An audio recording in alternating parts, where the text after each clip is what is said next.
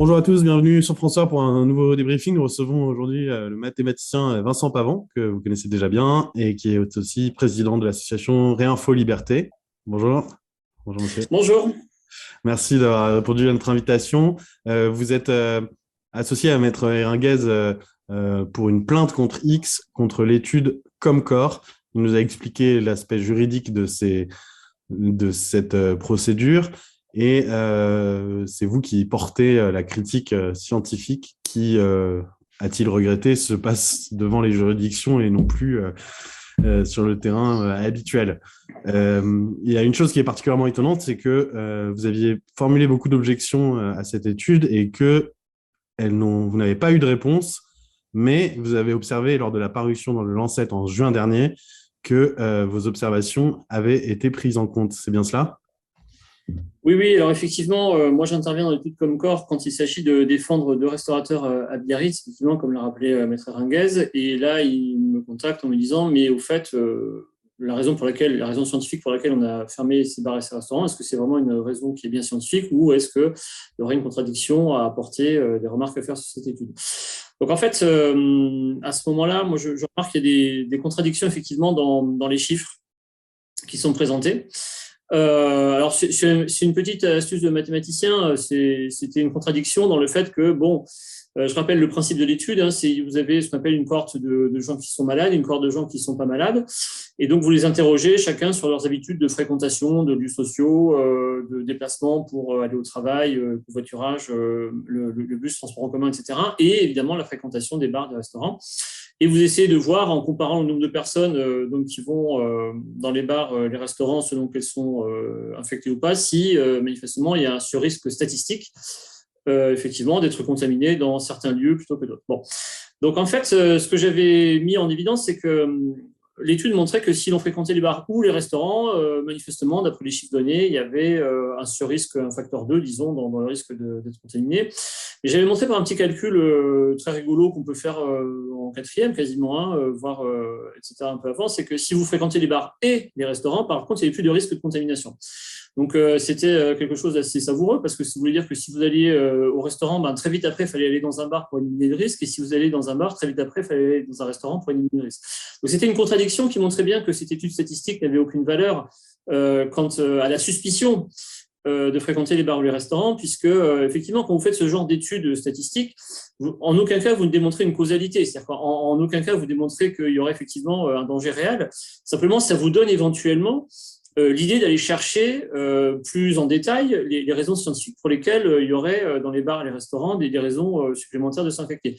Donc c'est ce qui avait été fait du coup par l'étude Comet à Marseille, qui avait été faire des prélèvements tout simplement dans différents lieux pour voir s'il y avait du virus ou pas. Donc ils avaient testé les supermarchés, les stations d'essence, les bars, les restaurants, etc. Et ce qu'ils avaient conclu, c'était que en termes de mesure de quantité virale, si vous voulez, il y avait quasiment pas de virus dans les bars, dans les restaurants, que ce soit au niveau des surfaces, que ce soit au niveau de la ventilation, etc. Il n'y avait rien. Donc, si vous voulez, de toute façon, le fait que ces lieux n'étaient pas spécialement risqués pour la transmission virale avait été établi de manière très concrète par les mesures de Comet, les eaux usées, etc. Bon, donc effectivement, du coup, j'avais fait remarquer que il y avait trois questions qui étaient posées. Hein. Fréquentez-vous les bars d'abord?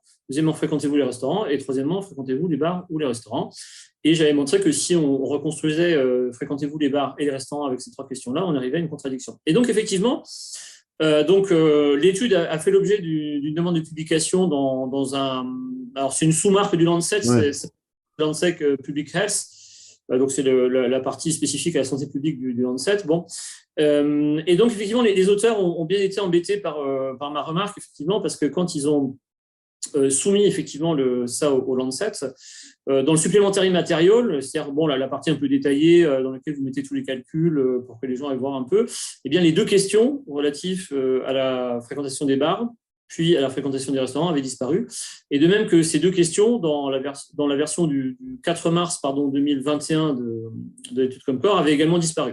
Donc en fait, si vous voulez, oui, effectivement, manifestement, les auteurs étaient gênés par la présentation simultanée de ces trois questions qui permettaient de mettre en place une contradiction. Et donc, ils ont essayé de minorer effectivement les deux questions fondamentales donc, qui étaient posées, pour lesquelles en plus il y avait des non-réponses, c'est-à-dire que de manière assez curieuse, parmi les 17 ou 18 questions directes qui étaient posées donc aux personnes par la CNAM, donc il y avait est-ce que vous prenez la voiture, le transport en commun, fréquentez-vous les bars, les restaurants, etc. Il n'y avait que 2 questions pour lesquelles il y avait des non-réponses, c'était effectivement celles concernant la fréquentation des bars et la fréquentation des restaurants. Donc en fait, bon, il n'y avait aucune possibilité, ni mathématique, ni logique, ni ce que vous voulez, qu'il y ait des non-réponses à ces 2 questions-là. Et donc très tôt, moi j'avais mis en avant l'idée d'une manipulation, en fait, pour essayer de cacher quelque chose. Donc effectivement, manifestement, les auteurs sont très gênés par ces 2 questions qu'ils avaient originellement publiées dans l'étude Comcore, parce que celle-là permettait de voir grand 1 qu'il y avait une contradiction, grand 2 qu'il y avait des non-réponses qui arrivaient, qui ne pouvaient pas arriver. Et donc tout ça, ça faisait clairement penser à une manipulation. Alors, ce qui est très intéressant, c'est que quand ils ont soumis leur étude à The Lancet, qui est publiée en ligne le 7 juin 2021, comme vous l'avez rappelé, en fait, je suis revenu du coup maintenant sur cette étude à partir effectivement de la publication qui a été faite dans The Lancet, pour voir que non seulement les chiffres qui étaient présentés, donc comme je vous l'ai rappelé, avaient des contradictions insurmontables, mais également en fait, on refusait de vous donner tous les chiffres, de sorte que vous puissiez vous-même refaire proprement les calculs. Alors ça, c'est quelque chose qui fait que de toute façon, cet article va aller en demande de rétractation très vite, donc je suis en train de travailler là-dessus, parce que c'est assez hallucinant de voir que les auteurs disent, voilà, on a reçu à peu près, donc dans l'étude Comcore, ils disent 25 000 réponses de la part de la CNAM là, sur les cas de personnes infectées, mais en fait, on ne va pas vous donner toutes les réponses. Donc, ils vont faire un tri, ils vont opérer une espèce de tri statistique dans les réponses, sous un prétexte complètement fallacieux. C'est-à-dire en disant, oui, il y a trop de réponses de la CNAM par rapport aux réponses de la cohorte Ipsos des non-malades. Et donc, puisqu'il y aurait un ordre de grandeur entre ces deux chiffres, il y a 1713 réponses d'Ipsos, il y a 25 000 réponses de la CNAM. Donc, ils essaient de faire croire que le déséquilibre qu'il y aurait dans le nombre des réponses entre les non contaminés et les contaminés serait si vous voulez, un frein mathématique au fait de pouvoir donner toutes les chiffres en même temps. Alors, c'est complètement faux. Et du coup, à partir de là, ils vont en fait faire une sorte de cherry picking, c'est-à-dire qu'ils vont en gros sélectionner les réponses dont ils ont besoin pour pouvoir présenter statistiquement les résultats dont ils ont besoin. Donc, en fait, ils vous amènent, si vous voulez, sans vous donner tous les chiffres, sans vous donner leur code, sans vous donner les méthodes d'échantillonnage statistique, etc.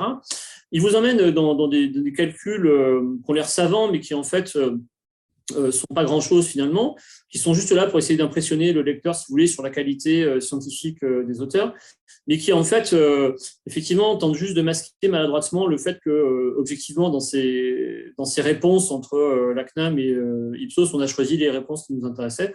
Et donc, du coup, ils ne vous donnent absolument pas l'ensemble des données brutes qu'ils ont eues, ils ne vous donnent absolument pas l'ensemble des codes qu'ils ont programmés, ils vous disent juste, on a fait comme ça, le résultat c'est ça, et vous pouvez rien vérifier. Donc, ce qui fait que, de toute façon, ça ne peut pas être considéré comme une étude scientifique, puisque de toute façon, le caractère scientifique de quelque chose, ce n'est pas juste la technique que vous mettez dedans. Ce n'est pas juste, en fait, le fait que vous brassiez des chiffres, etc., que ça ait l'air d'être des choses carrées statistiquement, c'est le fait que vous puissiez tout simplement reproduire les données. Si vous ne pouvez jamais reproduire les données, vous dites, nous, on a interrogé telle personne, vous n'avez aucune preuve, vous ne savez pas d'où ça vient, etc. On a fait telle méthode, il n'y a aucun programme qui est associé, on a pu tel résultat. Vous pouvez juste constater les dégâts, en fait.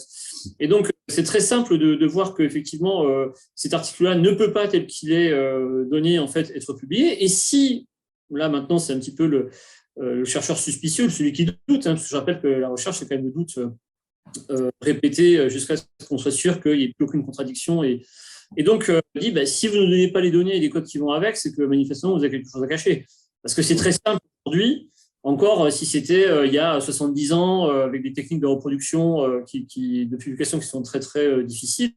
Effectivement, donner, je ne sais pas, 25 000 réponses, ça paraissait impossible et il fallait faire quelque chose. Aujourd'hui, vous n'avez aucun souci, vous mettez les données sur un GitHub, vous mettez vos programmes, pareil, sur un GitHub, et puis tous ceux qui veulent vérifier vos résultats avec les données que vous avez transmises et les programmes que vous avez programmés, eh bien, peuvent le faire. Et donc, du coup, on peut éventuellement rentrer dans un dialogue critique. Là, vous ne pouvez rien critiquer, puisqu'on a les résultats sont en possibilité de contrôler. Donc, c'est juste pas de la science. Voilà, c'est juste pas de la science, parce que simplement, quand bien même ce serait techniquement parfait, ce qui n'est pas du tout le cas, bien au contraire, vous ne pouvez rien reproduire. Donc, du coup, il n'y a aucun qui fait ça pour dire non, parce qu'il n'y a pas de contradiction, il n'y a pas de reproductibilité possible, donc ce n'est pas scientifique. Et qu'est-ce qui vous permet d'affirmer que c'est vos objections et critiques qui ont été prises en compte, puisque ça peut très bien être d'autres. Alors, à ma connaissance. Oui, tout à fait. À ma connaissance, il n'y a pas eu d'autres personnes scientifiques qui aient formulé des critiques telles que j'avais faites. Moi, je les ai diffusées. Et vous savez, ces critiques que je diffuse, en particulier via le CSI, Le Conseil Conseil scientifique, scientifique indépendant. tout à fait, oui.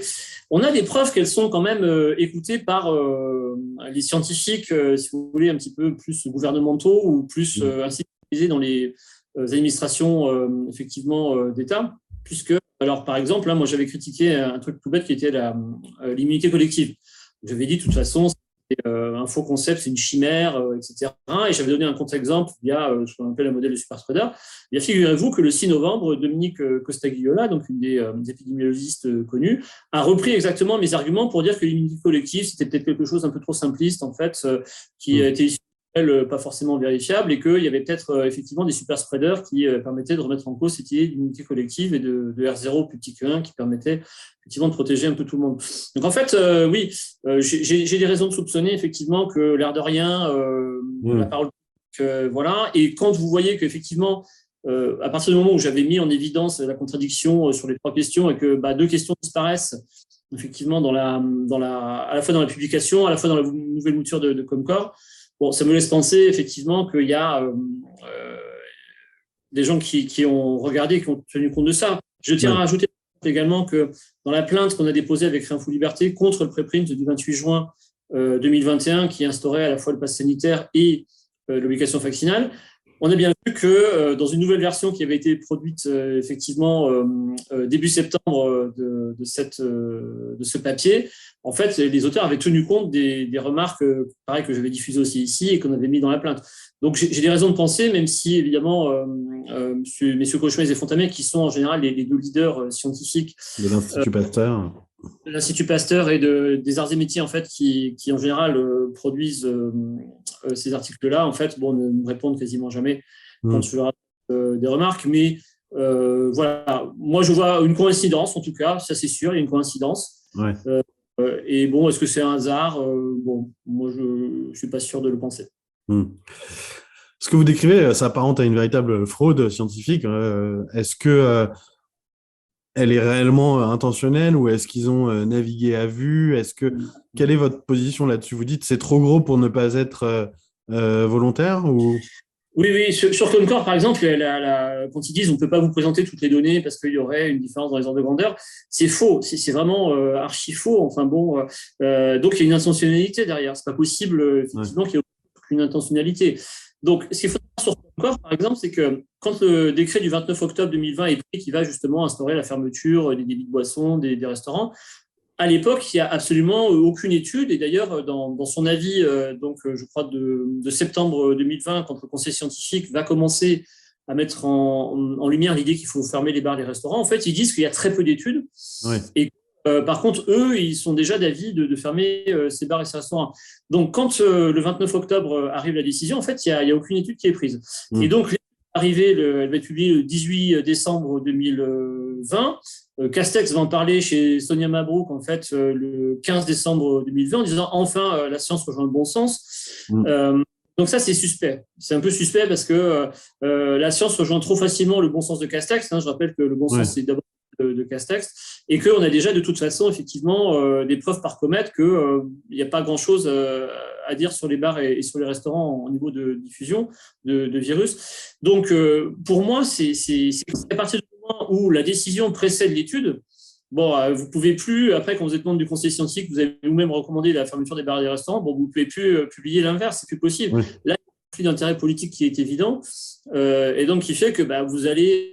alors, comme en plus c'est une statistique, bon, c'est bien qu'à un moment donné, comme on dit souvent, les chiffres, on peut leur faire dire un peu ce qu'on veut, et là, quand vous voyez la méthode avec laquelle sont présentés les chiffres, je ne parle même pas de la contradiction intrinsèque qu'il y a dedans, mais la méthode avec laquelle sont présentés les chiffres, vous ne pouvez rien dire d'autre que c'est manipulatoire. Enfin, il y a à dire, et donc c'est que vous vouliez une réponse programmée à une certaine question. Donc pour moi, oui, c'est intentionnel. Pour moi, il n'y a pas possibilité. Alors, sauf à ce qu'ils viendraient expliquer eux-mêmes en détail pourquoi ce ne serait pas intentionnel, etc. Mais on ne peut jamais le faire. Et comme vous l'avez rappelé en début d'interview, avec Maître Eringuez et l'Association Liberté, on est obligé maintenant, pour avoir un contradictoire, d'aller en justice. Parce que c'est le lieu où on peut avoir du contradictoire. Et encore, là, on a bien vu à Biarritz, le procureur a retiré sa plainte précisément parce qu'il ne voulait pas aller dans le fond du contradictoire, ce qui aurait obligé les gens donc ayant produit l'étude Comcor, puisqu'on l'avait bien, à venir dans l'arène pour débattre, et ça, manifestement, ils n'en veulent pas. Donc, quand vous mettez tout bout à bout, tout le faisceau d'indices, on va dire ça comme ça, vous tendez vers l'idée d'une fraude intentionnelle. Ouais. Et une dernière question, le fait que cette étude ne démontre rien d'un point de vue scientifique, le fait que des décisions politiques aient été prises au doigt mouillé ou au nom d'un bon sens opportuniste, est-ce que ça veut dire pour autant qu'il n'y a pas de risque de contamination dans les bars et les restaurants? Si ça se trouve, il y en a un qui n'a pas été démontré. Vous dites quoi, vous, là-dessus? Ah bah oui, oui, tout à fait. Moi, ce que je dis, c'est que les statistiques peuvent absolument pas prouver qu'il y ait un risque quelconque. C'est-à-dire que si vous voulez vraiment savoir s'il y a des risques, bah, vous allez avec des équipes, avec des éprouvettes, vous faites un suivi de personnes qui sont là. Il y a des scientifiques, avec des médecins avec qui je suis en contact, qui sont persuadés que c'est au moment des repas qu'on se contamine le plus, etc. C'est pas l'étude Comcor qui le prouve, d'autant moins que, comme je vous l'ai dit, les méthodes statistiques sont très suspectes. Donc oui, si vous voulez, c'est comme quand vous faites porter le masque en population générale. Ce qu'a dit l'OMS dès le début, c'est au début, elle dit que ça sert à rien, on n'a jamais eu de preuve que ça marche. Et après, elle dit bon, alors pourquoi pas l'imposer, mais à ce moment-là, il faut faire des études pour montrer que ça marche. Or, à aucun moment, l'État, de toute façon, quand il prend une décision, et c'est aujourd'hui ce que reproche d'ailleurs la CNIL vis-à-vis du pass sanitaire, en disant mais où sont les preuves de l'efficacité quand même? Et elle s'agace un peu que effectivement il n'y ait jamais de suivi de ça. Donc quand vous annoncez le masque, quand vous annoncez les bars et les restaurants qui sont des lieux de contamination, quand vous annoncez que le pass sanitaire va faire baisser la transmission, en réalité derrière vous n'avez aucune effectivement preuve formelle. Donc tout est basé de toute façon sur des simulations, sur des chiffres qui ne veulent rien dire, parce que comme on dit souvent en mathématiques, les conclusions ne valent que ce que valent les hypothèses. Donc si vous dites que effectivement, il y a plus, par hypothèse, il y a plus de transmission dans les bars et restaurants, tous les calculs que vous allez faire derrière montreront ça. Donc, non, de ce point de vue-là, on ne peut pas savoir. Moi, j'ai aucune idée, il faudrait lancer des études. Ouais. Mais pour autant, le politique doit bien décider. Ce que vous contestez, ce n'est pas tant la décision que le fait de la légitimer par de la science instrumentalisée et biaisée. Oui, sauf qu'en fait, le Conseil constitutionnel, au fond, a rappelé que toutes les décisions de restriction des libertés doivent être proportionnelles. Effectivement, au danger, etc. Si vous mesurez jamais rien, vous êtes toujours dans l'illusion des chiffres que vous avez vous-même employés. Donc en fait, de ce point de vue-là, les mathématiques n'apportent jamais d'informations. Les mathématiques ne font que donner sous une autre forme l'information que vous avez. Mais l'information du danger, il faut aller sur place. L'information, effectivement, que telle et telle mesure est bien permis de freiner ou pas le virus, il faut aller la chercher in situ, et donc c'est jamais fait. Donc c'est pour ça que effectivement le politique décide, mais sur la base de quoi? Et c'est ça en fait qu'on fait depuis le début, en disant toutes ces prédictions, 500 000 morts, etc. On est sûr par l'étude statistique, voilà, etc. Tout ça, en fait, ça n'a pas de consistance réelle, et on ne peut pas prendre de décision là-dessus, ce serait complètement disproportionné. Entendu. Merci beaucoup de nous avoir partagé vos explications très claires pour les lecteurs et auditeurs de François. Et puis, on suivra évidemment avec attention, même si c'est dans quelques mois, a priori, les délais, les suites de cette plainte contre X que vous avez donc déposée avec Maître Eringuez pour le compte de Réinfo Liberté et de l'association Bon Sens. Merci beaucoup, Vincent. Bien. Merci beaucoup. Au revoir.